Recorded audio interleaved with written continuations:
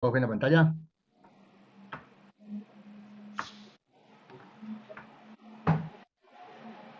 Ahora sí. Ay, sí. Muy bien. Bueno, la clase de hoy es cortita. Eh, Traté de hacerla lo más didáctica posible, como para que sea entretenida y no sea tan aburrida. Bien, ¿qué es la neumonía? ¿Qué es lo que nos cita hoy a esta clase? La neumonía es una inflamación del parénquima pulmonar, ¿sí? De etiología infecciosa. Tiene una tasa de mortalidad del 1% en el ámbito ambulatorio y del 10% en el paciente hospitalizado. Y los principales factores de riesgo son, por supuesto, la inmunosupresión, los extremos de edad de vida, ¿no? Los menores de un año y los de más de 70 años son quizás los grupos etarios de mayor riesgo de mortalidad. La presencia de comorbilidades, diabetes, desnutrición, ¿sí? Son los pacientes que más riesgo tendrían, digamos, los pacientes con enfermedades pulmonares crónicas, POC, asma, bronquiectasias, fibrosis quística, enfermedades intersticiales, son los que tienen obviamente más riesgo de neumonía, los pacientes alérgicos también, los pacientes alérgicos y los pacientes usuarios, consumidores de drogas también, ¿no? Noten ahí en el gráfico la diferencia marcada que existe entre una imagen histopatológico de un pulmón normal, donde se ven claramente los lobulillos eh, pulmonares, ¿sí? Y al lado derecho está un pulmón con neumonía. Por eso se llama, y por eso dije que era una inflamación. Noten que todo lo que se ve ahí de color violeta no es por la libertad avanza, sino es por el infiltrado de polimorfonucleares que existen ahí en ese corte histológico. ¿Sí? Ahí se demuestra y ahí evidencian a nivel histopatológico el proceso inflamatorio que se produce en un cuadro de neumonía. ¿Bien? Bien.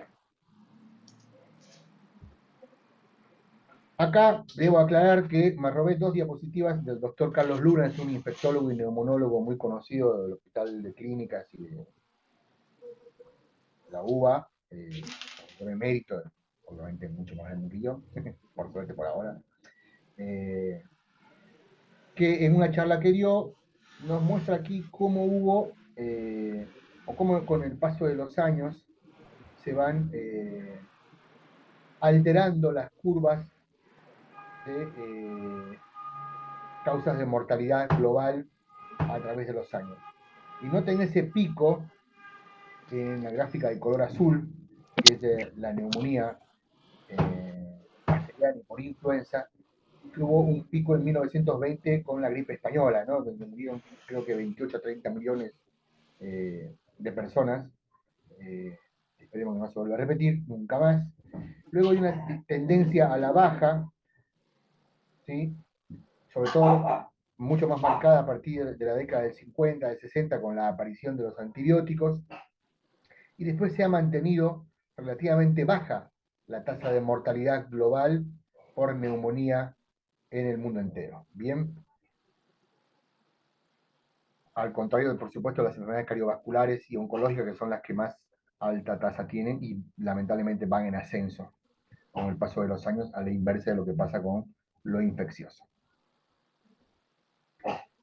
Este otro bonito también me lo robé, te evidencia la etiología y qué es importante de esto. Noten que abajo está más o menos, a grandes rasgos, los principales agentes etiológicos de infecciones del tracto respiratorio, y el neumococo, que es y fue en realidad hasta hace unos años el agente etiológico más frecuente de neumonía, perdió lugar con respecto a los virus. Noten que en la influenza, los rinovirus le ganaron el puesto y estaría actualmente el neumococo apenas en el tercer puesto como agente etiológico de las neumonías, y las causas virales son en este momento las más frecuentes.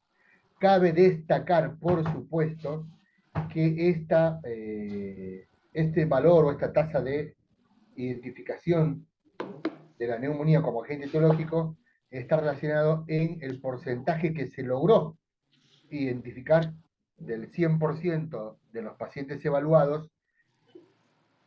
Poquito menos de la mitad, apenas se logró, más o menos en un 40%, diría yo, se alcanzó a determinar un agente etiológico.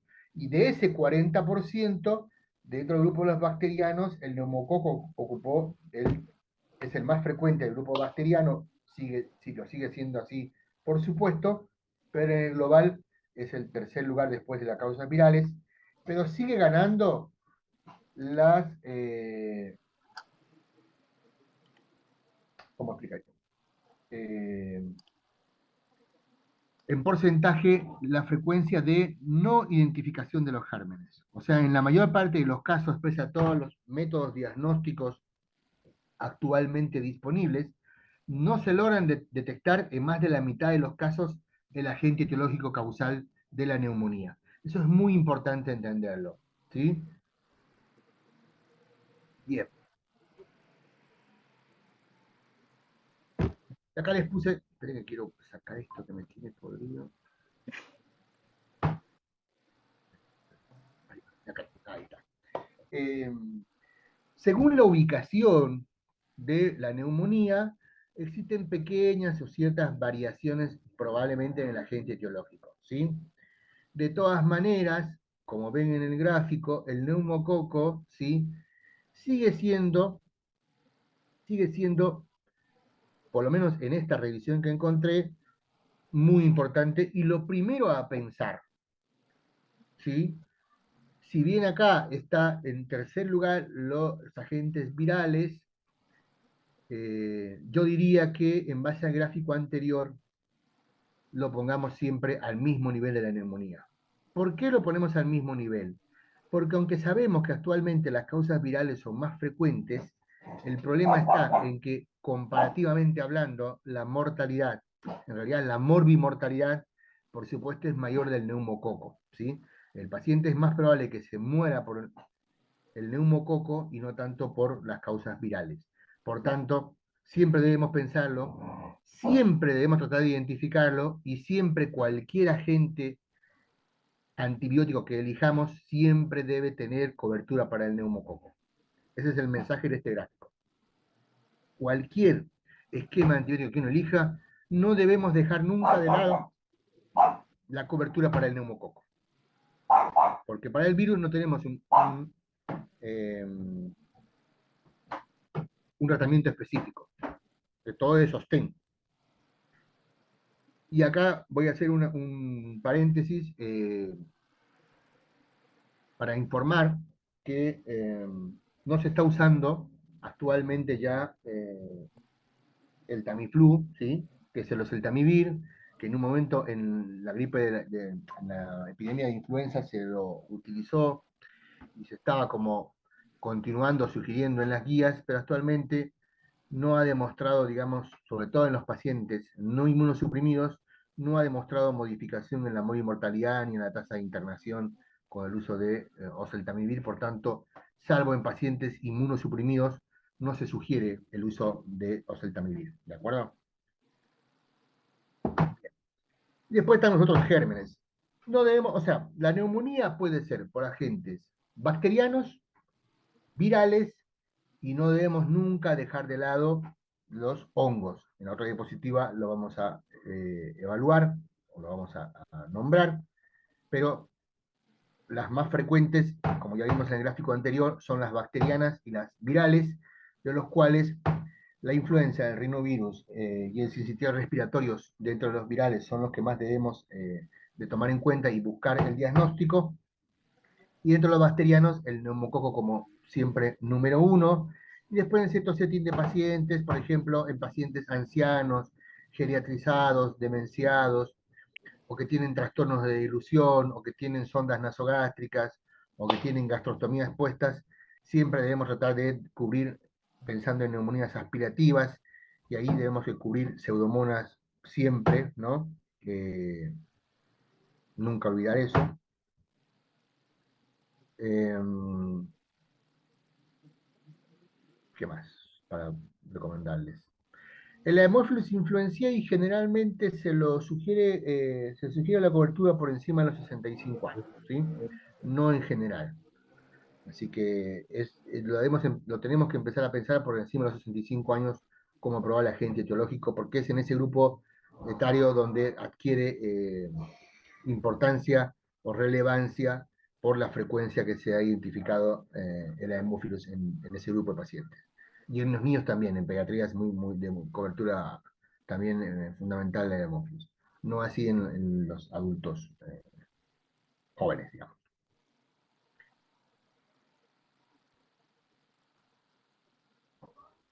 Y dentro de las micosis, bueno, neumocitis y girovesis, siempre pensarlo en pacientes inmunosuprimidos, sobre todo en el HIV.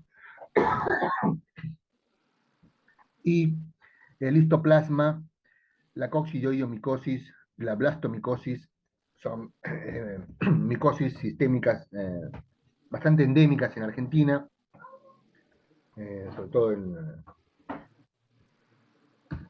la Mesopotamia, así que ahí tenemos que tenerlo siempre presente, ¿sí? Todo lo que es Formosa, Chaco, esa zona de lo central de Argentina. En cuanto a la clasificación de la neumonía, hay varias, ¿sí? Según el origen o la adquisición de la neumonía, uno puede hablar de la neumonía adquirida en la comunidad, que es en la que vamos a hacer, por supuesto, énfasis nosotros en nuestra clase, no tanto en la neumonía intrahospitalaria, de la cual la neumonía intrahospitalaria, ¿cómo se la define?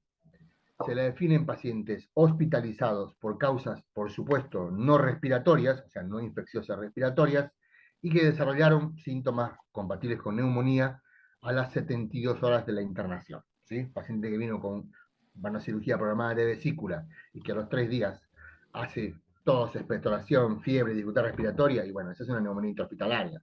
No vamos a pensar que vino ya enfermo de la casa. Eh, o paciente que se deterioró el sensorio, vomitó, o el paciente que ingresa alcoholizado, eh, ahí debemos pensar siempre en neumonía aspirativa, ¿sí?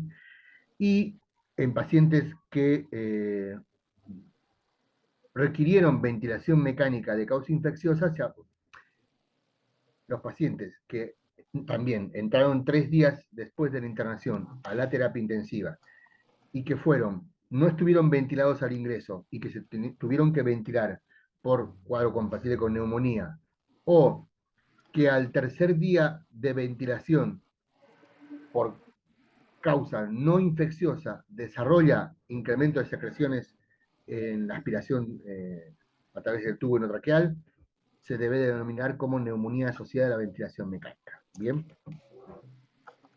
Bien. Según la gravedad, también podemos clasificar a la neumonía en leve, moderada y grave, por supuesto, ¿no? Eso se entiende. Bien. ¿Cómo hacemos el proceso diagnóstico?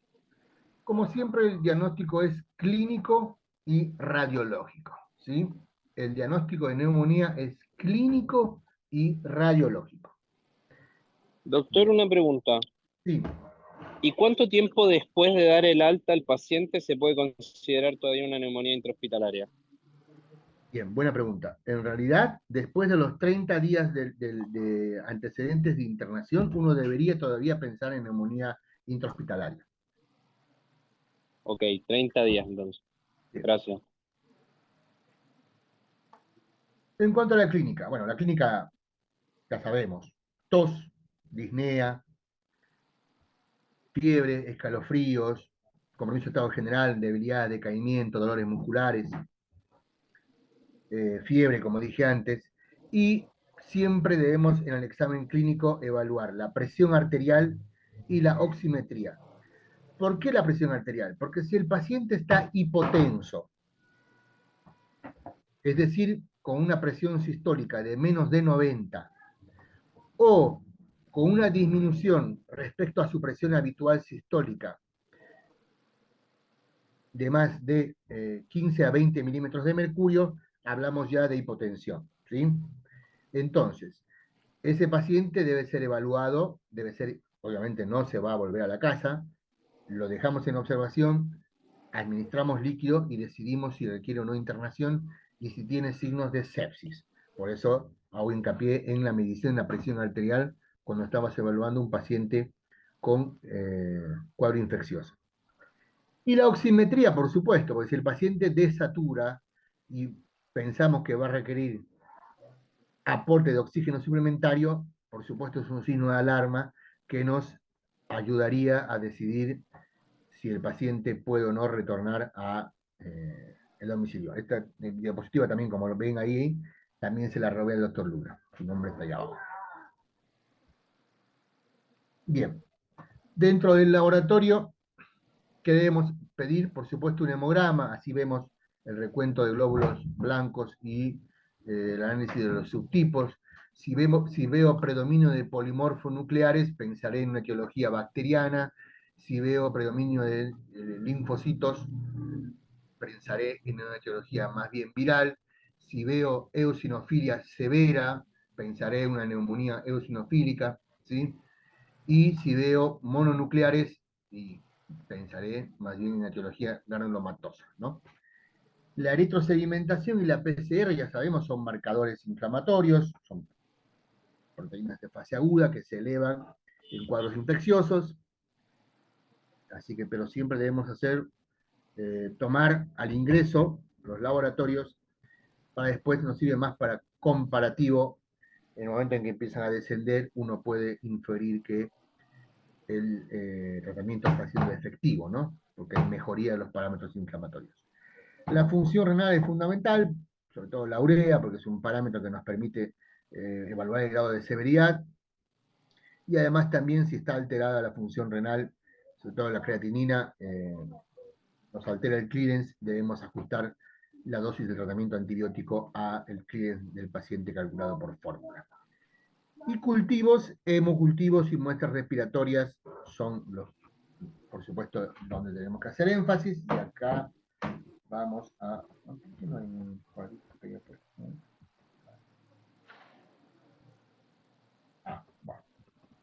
he puesto un cuadrito que se me borró. Esto, quedó mal esto. Bueno, quedó desordenado, después lo ordeno. Según la actualización de las guías de la ATS, ¿sí?, de la Sociedad Americana de Tórax, y de la Sociedad de Infectología Americana, la ITSA, se juntaron este año e hicieron una serie de sugerencias. ¿Y qué es lo que se salió en las nuevas guías de esa reunión? Primero, los estudios de búsqueda de agente etiológico no se hacen en los pacientes ambulatorios. ¿Ok? No tiene sentido. Se supone que los pacientes que van a ser manejados de forma ambulatoria no no necesitan tomar muestras, porque lo más probable es que no logremos identificar el agente etiológico, como vimos en el gráfico anterior, donde el 60% o más de los casos no se logró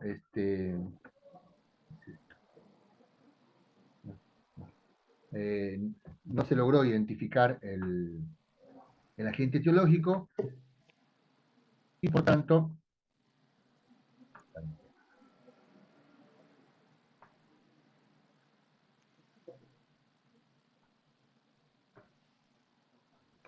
bueno, esperen un segundo.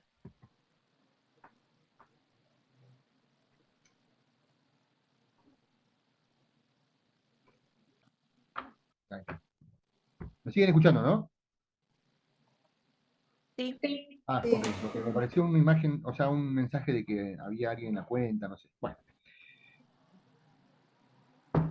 Les decía entonces que en el setting de pacientes ambulatorios, que se supone que son pacientes de bajo riesgo, no requerimos tomar hemocultivos ni análisis de esputo. ni laboratorio, porque en un momento vamos a evaluar cómo decidir y cómo clasificar a estos pacientes, pero en esos pacientes, en el proceso diagnóstico, no requerimos laboratorio, no requerimos análisis bacteriológico. Sí necesitamos radiografía. La radiografía sí se hace a todo paciente cuando uno está pensando en una neumonía, ¿de acuerdo? Porque me da la confirmación y me completa el diagnóstico total de neumonía. Pero no así el análisis bacteriológico buscando el agente etiológico, no en pacientes ambulatorios. En los hospitalizados sí debemos tratar de hacer hemocultivos, como les dije antes, siempre son 2 hemocultivos de distintas muestras de cultivos periféricos, ¿sí? De sangre venosa periférica. Siempre tratar de obtener muestra respiratoria, al igual que en la tuberculosis. Además nos permite también hacer baciloscopía y granicultivo para gérmenes comunes, por supuesto, ¿sí? En la medida de lo posible siempre se tiene que hacer. En pacientes que estamos sospechando legionela, podemos hacer el análisis del antígeno, detección de antígeno urinario de legionela, sobre todo en zonas endémicas o cuando hay brotes de legionela. Bien. Lo mismo que para hongos, si hay mucha sospecha radiológica o epidemiológica, pacientes inmunosuprimidos, por supuesto, es un setting de pacientes que tenemos que tener muestra de baciloscopía, gérmenes comunes y hongos siempre. En los pacientes con HIV siempre trataremos de identificar y buscar Pneumocystis jirovesi. Y hay también detección, cuando está disponible se debe tratar de hacer detección de neumococo en orina, ¿sí? En lugares donde está disponible. No siempre está disponible en todos los lugares, así que bueno, es algo, si está disponible, es algo muy útil porque si me sale negativo, me tranquiliza y me da la validez para no iniciar antibióticos empíricos, por lo menos si estoy pensando en neumococo. Y si es positivo, bueno, ya directamente me obliga a indicar un antibiótico con esquema para cubrir el neumococo que obtuve, ¿de acuerdo? Bien, los pacientes que están en terapia intensiva es todo lo anterior más aspirado traqueal para obtener o tratar de identificar el agente etiológico. Si no se puede por aspiración a través del tubo endotraqueal, se puede hacer un lavado broncoalveolar por endoscopía para obtener más. Esta es una de las razones más frecuentes por las cuales piden pirobroncoscopía para lavado en los sanatorios donde está disponible, para identificar justamente neumonías graves, si logramos ver qué tipo de agente etiológico está produciendo esa neumonía. Bien, volvemos un poquito para atrás. Y en cuanto a las imágenes, ahí les puse más o menos 2 tipos de radiografía, digamos, lo más típica posible. La derecha es una neumonía típica con un foco de consolidación en base izquierda, ¿sí? Se ve ahí el broncograma aéreo también. Y el signo de la silueta es el velamiento recuerden el velamiento de la silueta cardíaca por la invasión alveolar por el moco de la neumonía, ¿sí? Al otro lado tiene una neumonía bilateral, donde también se alcanza a ver el broncograma aéreo, las flechas lo marcan. Este es un extremo, por supuesto, es una neumonía bilateral, así que también se la pueden encontrar. Por supuesto, con solo esta imagen, este paciente lo más probable es que requiera eh, oxígeno suplementario y lo más probable es que el paciente sí o sí requiera un laboratorio completo y una búsqueda lo más completa posible del agente etiológico, porque si bien puede ser viral, puede ser también una neumonía por un germen atípico, así que ese paciente se tiene que internar. El de la derecha, si es un paciente joven, de menos de 65 años y no tiene comorbilidades, se podría manejar de forma ambulatoria. Bien, eso igual lo charlamos más adelante. En cuanto a la tomografía, también les dejé acá la neumonía a vista tomográfica, se ve obviamente mucho más, de forma más nítida en la tomografía del broncograma aéreo. Siempre buscar la presencia de derrame pleural asociado, ¿sí?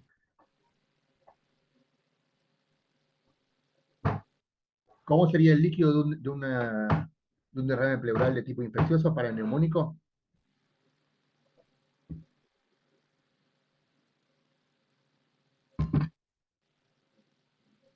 ¿Cómo era la pregunta? ¿Cómo sería, qué características tendría el líquido de un derrame pleural cuando está asociado a una neumonía? ¿Cómo Turbio, lo, cómo? cambio en la coloración, estaría turbio. Claro, todos esos Eh, criterios de macroscópico, Es de un turbidez. exudado. Exacto, es un exudado. Muy bien, ok. es un exudado. La única razón, y ahí quería aclarar es algo, cuando uno habla de un exudado complicado o no complicado, solo se habla cuando está asociado a una neumonía. Si no hay una neumonía, es un exudado, sí, no se habla de complicado o no complicado, ¿de acuerdo? Es una variación, digamos, etimológica de la palabra, nada más. Es para hablar correctamente. No se puede decir, a ver, vamos a poner un ejemplo. En un exudado, eh,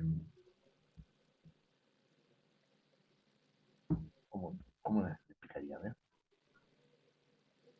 Si yo tengo criterios de exudado en un paciente con una, un nódulo pulmonar y tiene un exudado, ¿yo digo que es un exudado complicado o digo que es un exudado y nada más? Si no es neumonía. Exudado y nada más. Exudado nada más. Vamos a decir que es un exudado complicado. Digamos, es un exudado en estudio y nada más. Bien. Bueno. Esto es una tomografía de etiología viral. La de la izquierda es lo dice el nombre, es un COVID-19. La de la derecha es una influenza. Noten que lo que predomina acá no es la forma consolidativa, ¿no es cierto? ¿Alguien sabe cómo se llama ese patrón? ¿Vidrio esmerilado era? Perfecto. Vidrio esmerilado. Lo que nos recuerda a los vidrios que había antiguamente en los baños, en las catedrales, ¿no? Bueno, ese es el vidrio esmerilado. En COVID predominaba la disposición periférica, subpleural, en parches, y la influenza es mucho más difusa, mucho más asimétrica. ¿Sí? Bien. Si vemos este patrón tomográfico en un paciente con cuadro sospechoso clínico de neumonía, lo más probable es que sea viral, ¿no? No vamos a pensar generalmente en una bacteria. Uno puede tener más o menos una aproximación de la etiología en base a las imágenes, sobre todo tomográficas, no tanto radiográficas. De todas maneras, siempre tenemos que esperar eh, la confirmación bacteriológica, pero dependiendo del estado clínico del paciente, uno podría eh, incluso ver y esperar a ver para iniciar el antibiótico. Esto, bueno, ya se dan cuenta que es una, tiene cavidades bilaterales, ¿sí? Estos son abscesos embólicos, y eso es típico del estafilococo. Lo más frecuente es el estafilo, no el único, por supuesto. Cualquier gram negativo lo puede producir, pero el estafilo, cuando vemos una neumonía así, cavitada bilateral, aparte de pensar, por supuesto, en tuberculosis, tenemos que pensar dentro del bacteriano en estafilo. ¿De acuerdo? Bien.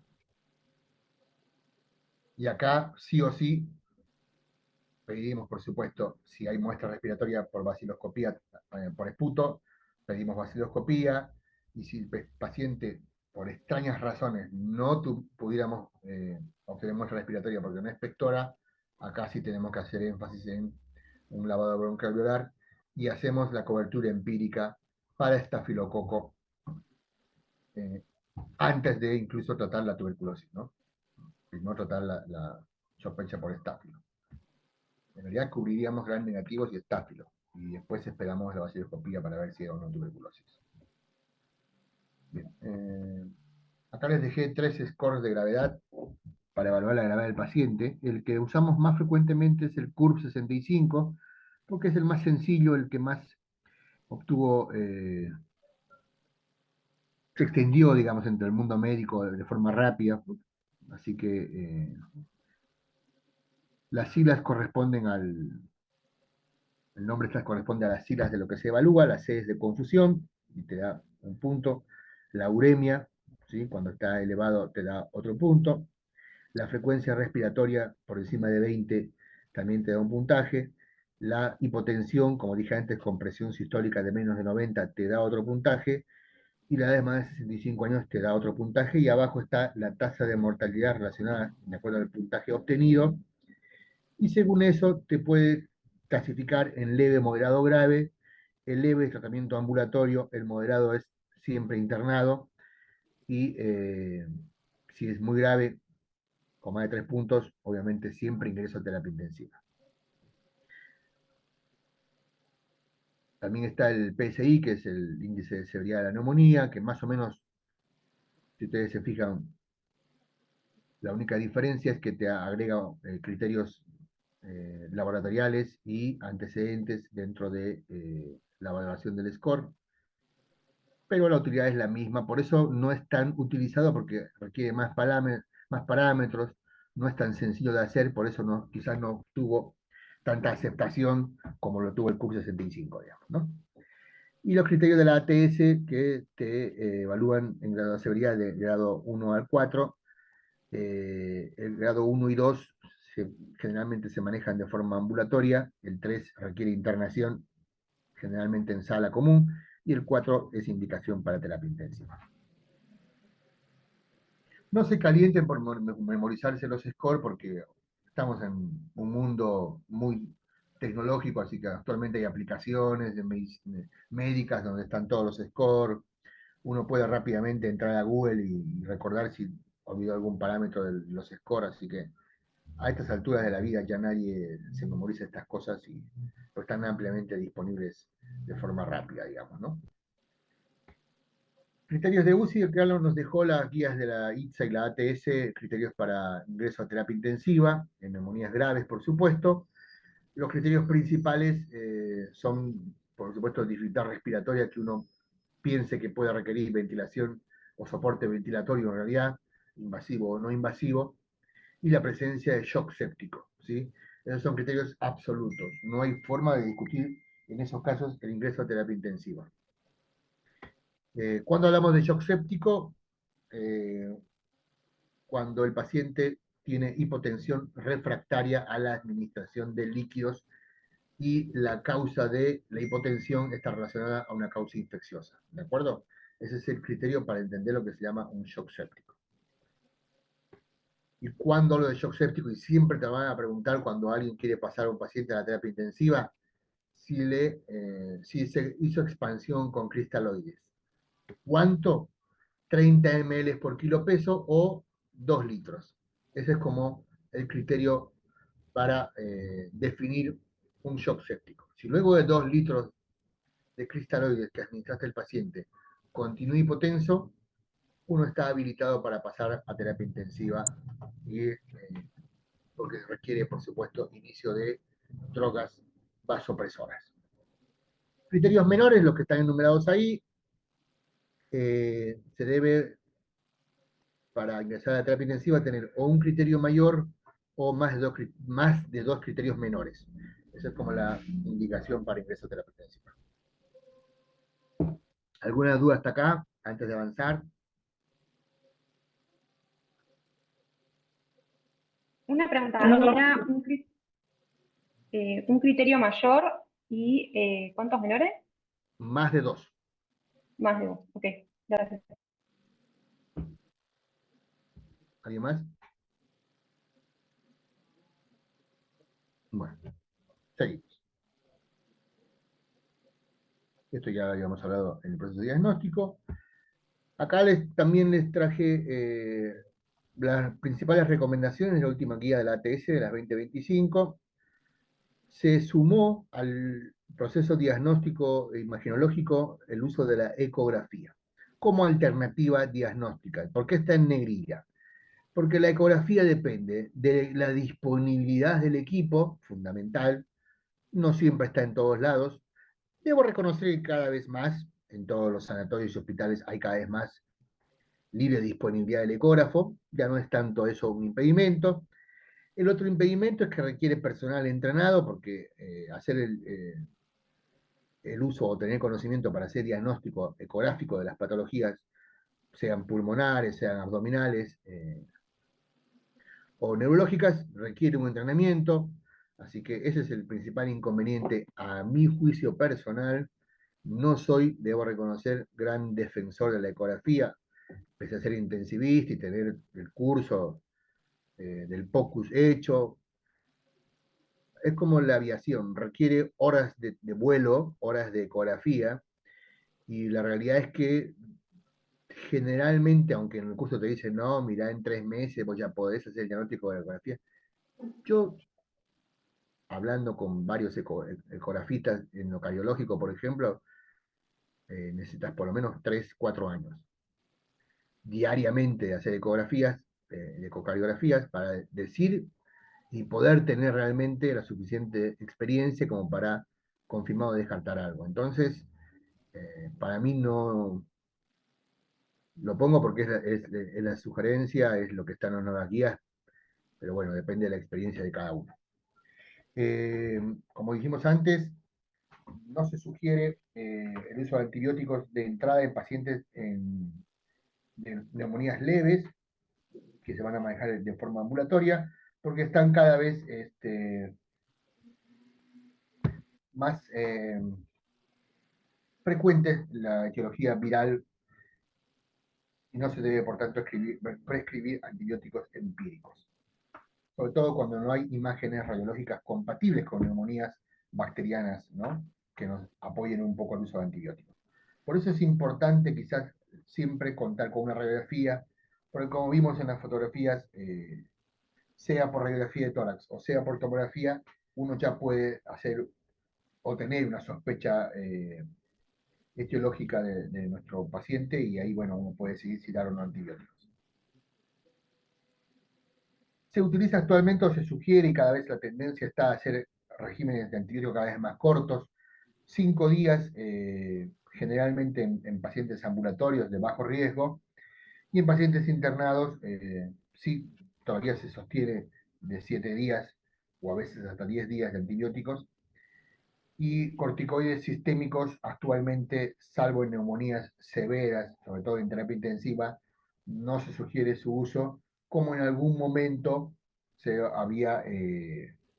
empezó a usar de forma casi sistemática los corticoides, incluso en pacientes ambulatorios. Ojo que esta recomendación es para pacientes sin otras patologías pulmonares asociadas.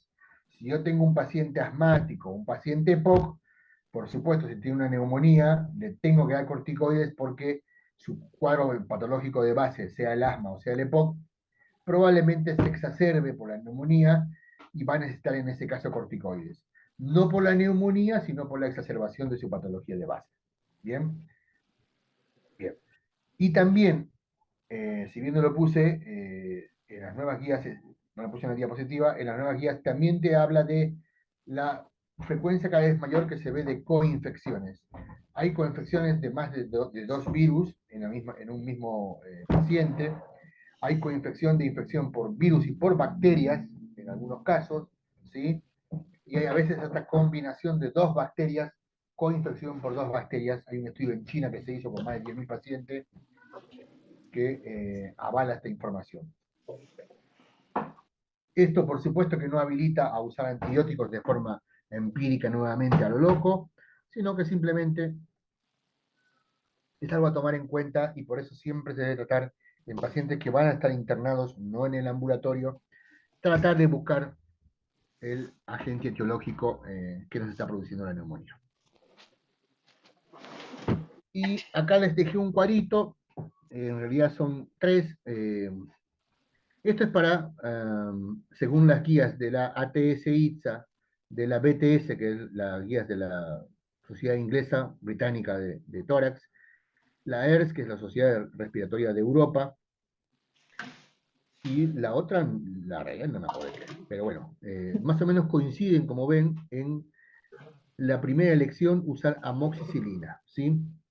Pacientes sin factores de riesgo, es decir, que no tienen más de 65 años y no tienen otras comorbilidades, uno de entrada debería o podría usar amoxicilina sola. No como hacemos muchos acá, que le damos amoxiclavulánico a todo lo que se mueve, a todo lo que tose, a todo lo que sale un poquito de secreción nasal. En realidad deberíamos usar amoxicilina sola. no amoxi combinado con ácido flavulano. También se puede utilizar doxiciclina, 100 miligramos cada 12 por 5 días.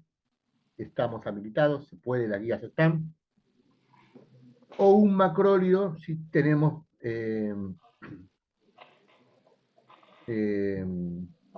y sabemos que no es un neumococo resistente a macrólidos. No existe tanto en Argentina eso, la tasa es muy baja, en Estados Unidos es mayor, por eso siempre lo ponen en las guías. Pero se puede utilizar claritromicina, acitromicina o levofloxacina. Doctor, una Acá, pregunta. sí, ¿Pero el uso de macrólido no se reservaría para los agentes etiológicos de las neumonías atípicas? en realidad, cuando se empezó a utilizar en las guías del 2019 de la ATS, sí se sugería tratamiento combinado, en realidad, ¿sí? Cuando se sospechaba atípicos, era betalastámicos más macrólidos. Después no se demostró cambios o disminución de la mortalidad con ese régimen combinado, ni siquiera en los pacientes realmente con neumonía atípica. Entonces, actualmente se lo utiliza de forma monoterapia, o amoxicilina o macróleo, cualquiera de los dos. Ok, ok. ¿Sí? No combinado, ojo, no combinado. Solo macróleos como monoterapia se puede utilizar. La claritromicina es como la que más ampliamente se utiliza normalmente en las guardias, la acitromicina no tanto, y la levofloxacina, acá yo debo hacer una recomendación, porque se habla cada vez más en el mundo de la neumonología, sobre todo de la neumoticiología, que son los que se dedican específicamente a tuberculosis. Eh, la levofloxacina, como ya vimos en nuestra clase de tuberculosis, es un antituberculoso de uso, diría, bastante frecuente. No de entrada, pero en los pacientes que presentan efectos adversos, sea hepáticos o sea dermatológicos, se suele después modificar el esquema y se suele indicar mucho quinolonas, sobre todo levofloxacina, por una cuestión de disponibilidad y de costo en Argentina. Y si uno utiliza levofloxacina para cuadros respiratorios o urinarios, como los urólogos que lo reparten como vitamina, esto creo que ya lo dije en tuberculosis, está complicando mucho porque está haciendo la tasa de resistencia de la tuberculosis a la levofloxacina cada vez más frecuente. Entonces tratemos de la levofloxacina no utilizar tanto. Si vamos a usar macróleo, tratemos de usar claritromicina o acitromicina. ¿De acuerdo? Bien. ¿Qué más? Bueno, eso en cuanto a los pacientes con neumonías leves que se van a manejar de forma ambulatoria, ¿sí? Este esquema que hablamos, que como ven se comparten más o menos en las 4 guías ahí puestas, está más o menos compartido los mismos criterios.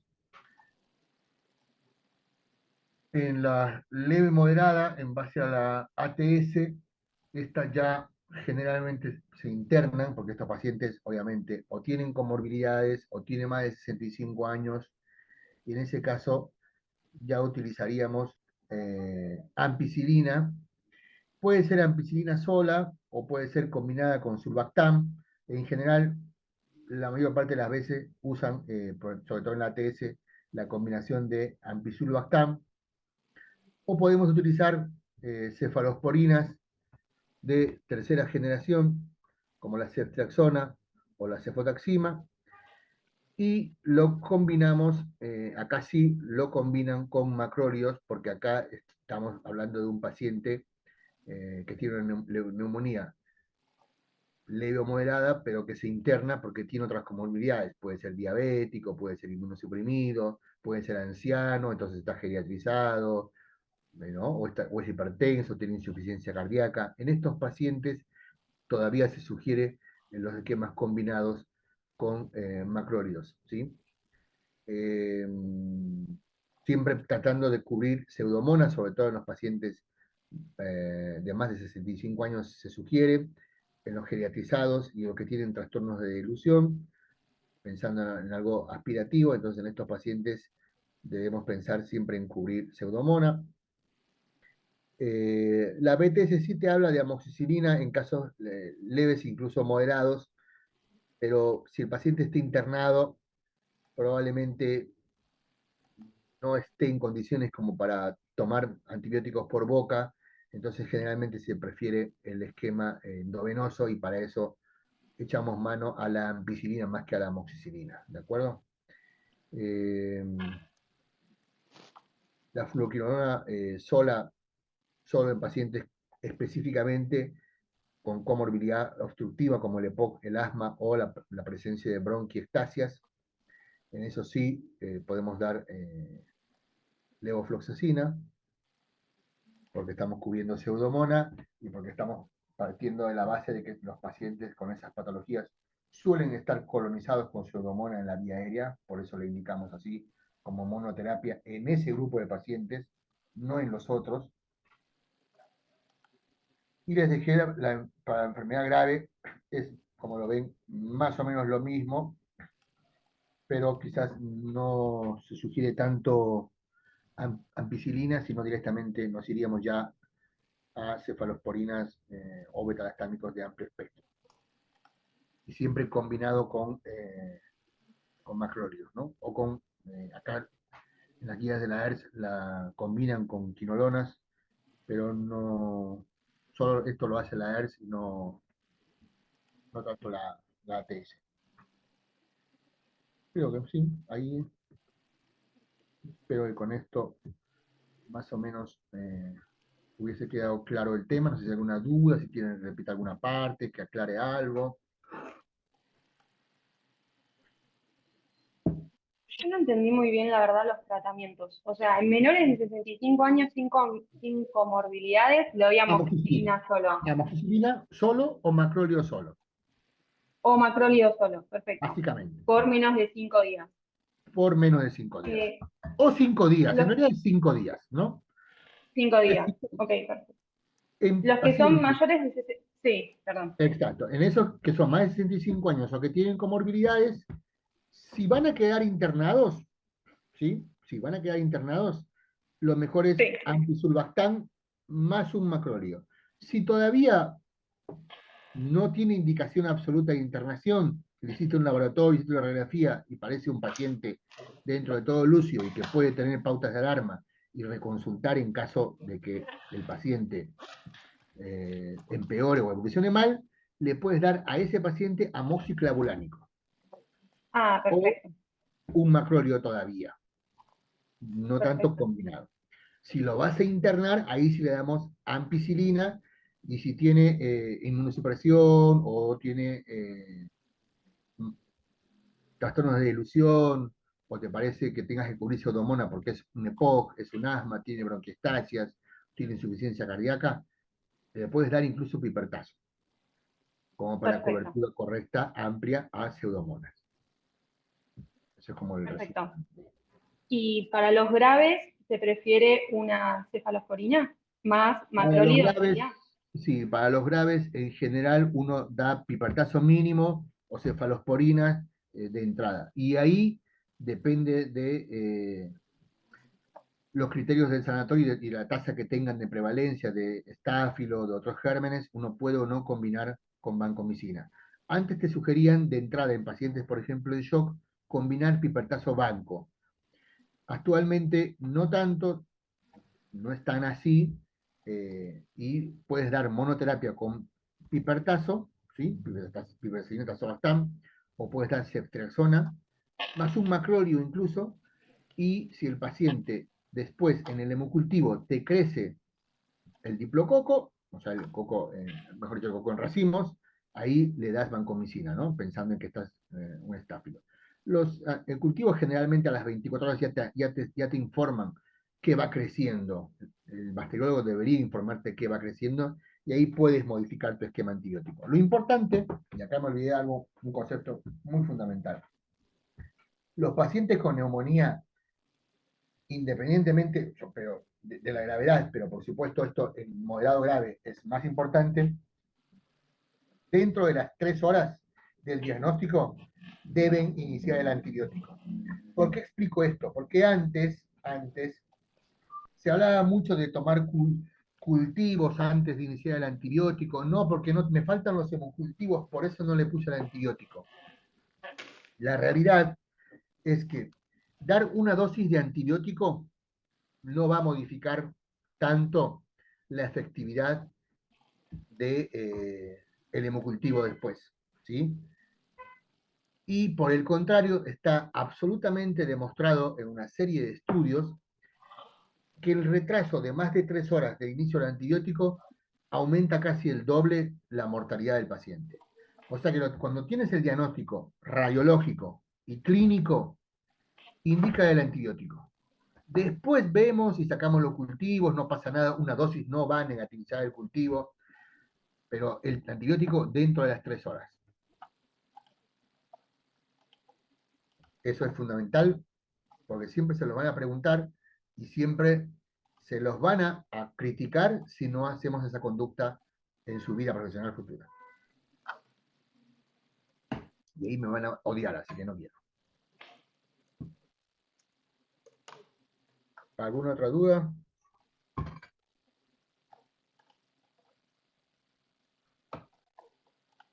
Doctor, yo tengo una duda, pero es sobre la clase de asma que nos pasaron, que está grabada. Sí, sí, fea. Sí, o sea, mi duda es qué enfoque realmente tiene la clase, porque pasa más de media hora hablando de de la fisiología, que Y tiene es dos una, patrones, sí, sí, es una y queja pasa muy por encima de bastante lo que común. es el tratamiento y solamente mencionó, los nombró nada más, no habla sobre el tratamiento escalonado, todo lo pasó por encima ya muy rápido, pero se enfocó netamente a hablar en la fisiopatología del asma. Sí, Entonces, qué realmente enfocamos? bueno, igual, tranquilidad. Mañana, que es el último día de clases, vamos a hablar específicamente de tratamiento conmigo de asma, ¿sí? Específicamente de eso, porque obviamente es fundamental, es muy importante entenderlo bien, y en esa clase no está del todo claro, porque como muy bien lo decís, está muy por encima, muy corto, porque hace énfasis en la primera parte, que no deja de ser importante, pero toda esa información nos sirve a la hora de tratar, y si no sabemos tratar, toda la información previa no nos sirve de nada. Así que mañana lo vamos a revisar. Mañana voy a hacer una revisión específica de tratamiento de asma con ustedes. Y la clase de POC, ¿sí? Así cerramos. Y cortito, vamos a hablar de intersticio, muy cortito, porque es una patología muy compleja, no es tan prevalente, además, para tranquilidad de todos ustedes, no es prevalente, ¿sí? Dentro de la neumología hay una especialidad que se llama intersticiología, son 3 años más, para que se den cuenta de la complejidad de esas patologías, porque es un grupo de patologías en realidad. Yo trato de resumir, ¿qué hora es? Son las 4:15. No sé si tienen tiempo, quieren que hagamos intersticio y mañana hacemos asma y EPOC, o lo dejamos para mañana. No, lo hacemos ahora, Doc, si es Ahora, cortito. Bueno, y así mañana hacemos asma y EPOC. Pero va a ser cortito porque, como les digo, no,